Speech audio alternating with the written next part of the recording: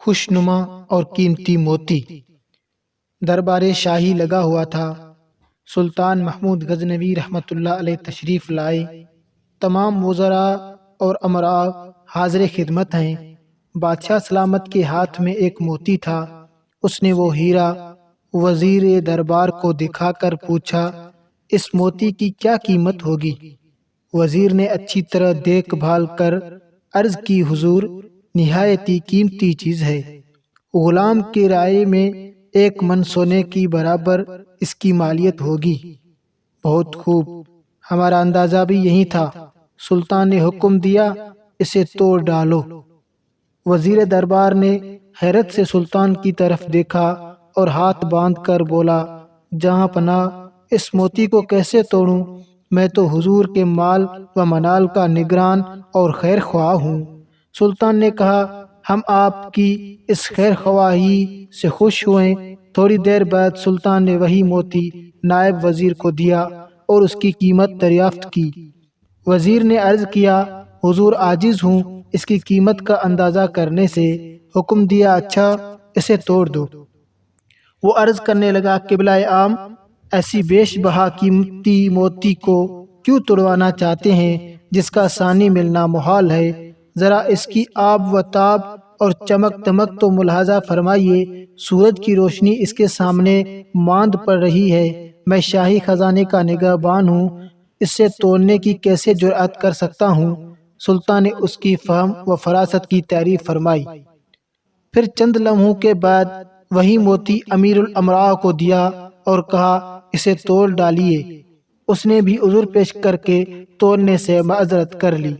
بادشاہ نے سب کو انعام و اکرام دیا اور ان کی وفا، شاعری اور اخلاص کی تعریف کی۔ بادشاہ جوں جوں درباریوں کی تعریف کر کے ان کا مرتبہ بڑھاتا گیا، توں وہ ادنا درجے کے لوگ صراط مستقیم سے بھٹک کر اندھے کنویں میں گرتے گئے۔ وزیر دربار کی دیکھا دیکھی امیروں اور وزیروں نے ظاہر کیا کہ وہ دولت شاہی کے وفادار اور نگران ہیں۔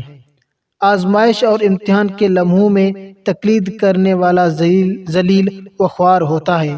سلطان نے تمام درباریوں اور خیر خواہ نے دولت کی آزمائش کر لی۔ آخر میں سلطان نے وہ موتی ایاز کو دیا اور فرمایا، اے ایاز، اب تیری باری ہے، بتا اس موتی کی کیا قیمت ہوگی؟ ایاز نے عرض کیا، آقا میرے ہر قیاس سے اس کی قیمت زیادہ ہے۔ اچھا ہمارا حکم ہے تو اسے توڑ ڈال دے۔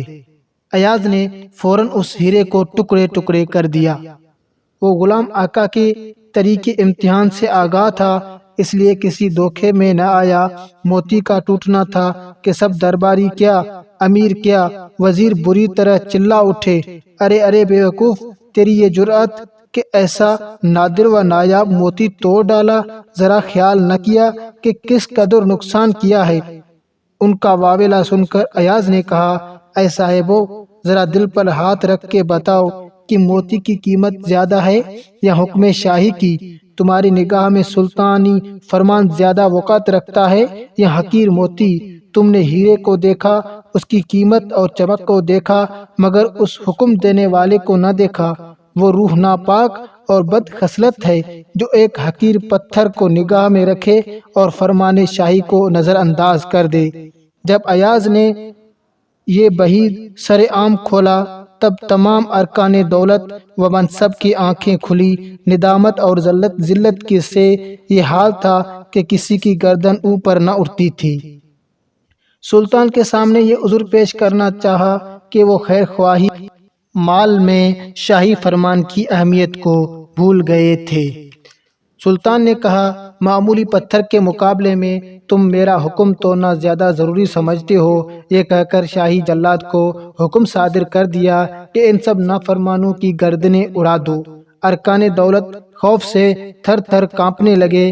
ایاز کو ان کی بے بسی پر رحم آیا، ہاتھ باندھ کر سلطان سے عرض کرنے لگا، اے آقا، اور اے معاف کر دینے والے، ان بدبختوں کی غفلت اور نادانی کا سبب محض تیرا کرم اور صفت عفو کی زیادتی ہے۔ آپ کی ناراضگی ان کے لیے 100 موتیوں سے بھی بدتر ہے۔ تیری مہربانیاں ہم پر غالب ہیں اور ہم ان کے بوجھ تلے دبے ہوئے ہیں۔ میری کیا حیثیت اور کیا حقیقت، مگر اتنا عرض کرتا ہوں کہ ان مجرموں کی سر بھی تیری ہی دیوار سے لگے ہیں۔ بے شک یہ بازی ہار گئے، مگر اتنا تو ہوا کہ اپنی خطا اور اپنی جرم سے آگاہ ہوئے، اس لیے انہیں معاف کر دے۔ بادشاہ نے ایاز کی سفارش قبول کی اور سب کو معاف کر دیا۔